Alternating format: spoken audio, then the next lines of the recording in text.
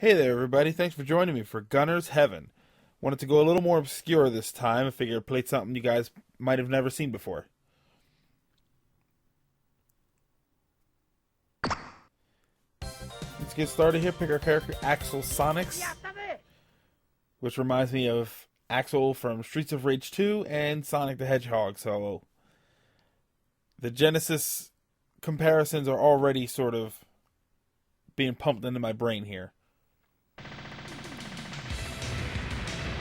And welcome to Gunner's Heaven. Nowadays we would probably call this a spiritual successor, but back then everybody just called it a cheap knockoff, so it never really got good attention. It's a decent game, good action, had some issues. There were some difficulty issues as far as the game. At one point the difficulty suddenly spikes. I didn't think the game was all too difficult, and then when you get to around the third level it was just a dramatic change. Ultimately, I thought this was a really good game, though. You know, if you watch my Gunner's Heaven, my Gunstar Heroes video, this all looks exactly the same.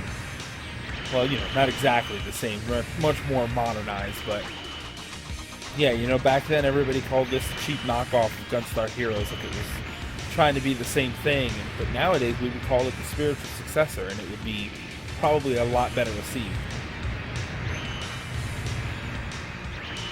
So the way this is set up, you have 4 different weapons. You always have them, and you just cycle between them. This isn't like Gunstar where you combine them or anything.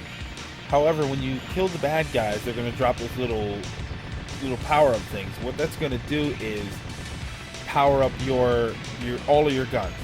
So you're going to basically get an overcharged version of it. At the top of the screen, you'll see a little timer. It's not moving right now. But what's going to happen is that starts to count down as the level goes. Whenever you get into mini bosses and level guardians, the timer stops. It's a weird mechanic.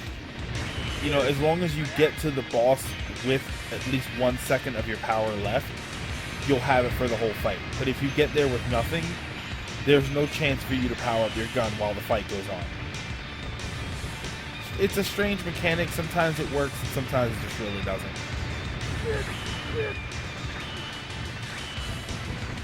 This game is heavy with pattern recognition, so it's not too difficult as far as the boss fights go.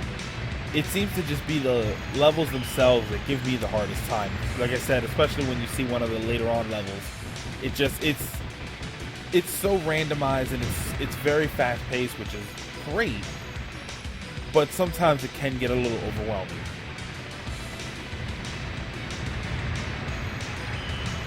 As for your mobility, you have a few attacks. I picked up the boost there. That just basically overcharges your gun. You can switch between the different guns and they're all overcharged versions of it, but it runs out relatively quick. In addition to your gun, you have a number of mobility options. You have a slide, and then there's a button that you can hit that shoots out like a wire. You'll probably see that in a little bit. There's also power bombs. If you see on the lower right of the screen, there's the B. That means you have a bomb left.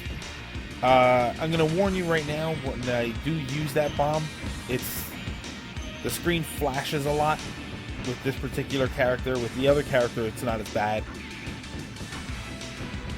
So just if you don't handle flashing very well, just, you know, dim your screen or just look away. I'll try and remember exactly when it happens.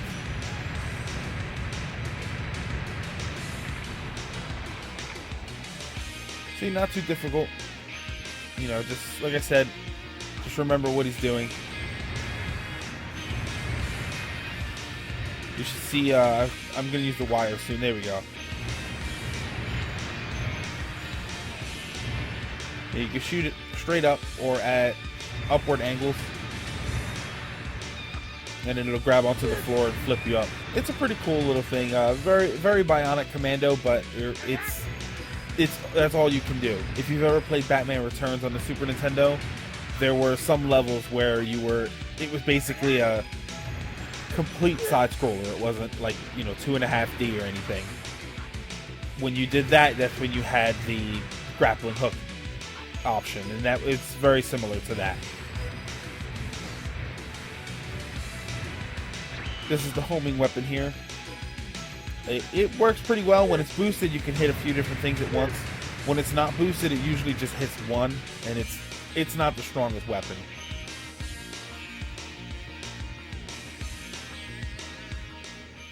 Waiting for the boss here. These games love their elevators. I should probably mention this is an import PlayStation 1 game, and it came out at some point. I think it was in Europe. It was called Rapid Reload, but I have the Japanese import, so it's Gunner's Heaven. I think I use the power bomb soon.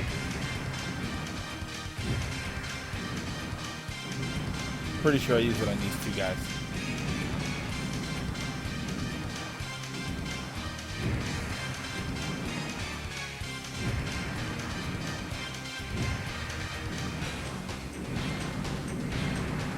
Or maybe not. I think that was a different playthrough.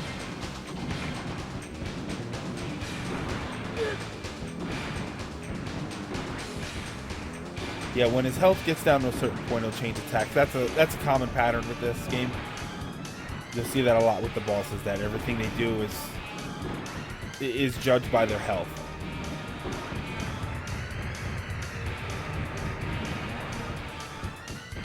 They give you fixed and free shot. I like that. I've always preferred that. If you hold the shoulder button, the L2, I believe, it holds your character in place so you can shoot. Well, this guy's almost done.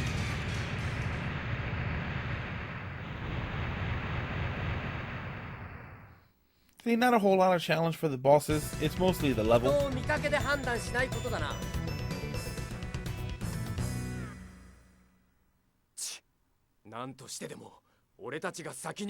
going to take that as a threat.